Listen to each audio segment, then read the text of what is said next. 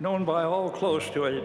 He loved a good joke, the richer the better, and he'd throw his head back and give that great laugh, but he never, ever could remember a punchline.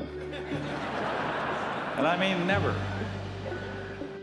On the primary campaign trail in New Hampshire once, he grabbed the hand of a department store mannequin asking for votes. When he realized his mistake, he said, "Never know, gotta ask." He would look at me and he'd say, "Baker, if you're so smart, why am I president and you're not?" You can hear the voice, can't you? As Dana Carvey said, the key to a Bush 41 impersonation is Mr. Rogers trying to be John Wayne. Always the competitor, each night Gampy challenged all of the grandkids to the coveted First to Sleep award. And he said, "Ah, I see the media is shooting you pretty full of holes."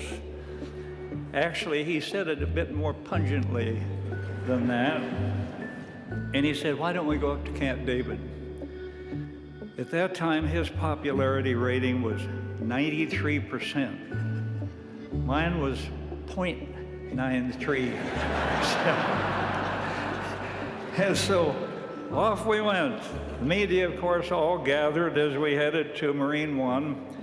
And George said, "Now wave to your pals over there in the media, Al." And they didn't wave back.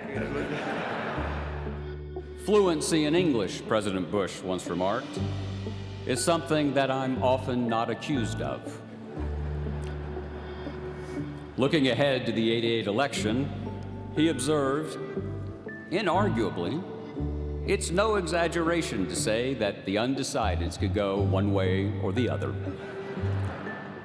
In his 90s, he took great delight when his closest pal, James A. Baker, smuggled a bottle of Grey Goose vodka into his hospital room. Apparently it paired well with the steak Baker had delivered from Morton's. All four of us were singing as we went back to the White House. "Don't cry for me, Argentina." And a few days later, he's getting hammered by the press for some extraordinarily petty bit of trivia. And suddenly he sings out, "Don't cry for me, Argentina." The press then wrote that he was finally losing his marbles. He loved to laugh, especially at himself. He could tease and needle, but never out of malice.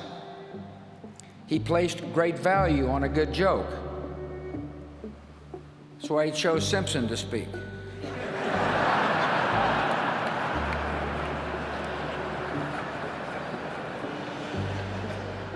So the punchline for George Herbert Walker Bush is this: you would have wanted him on your side.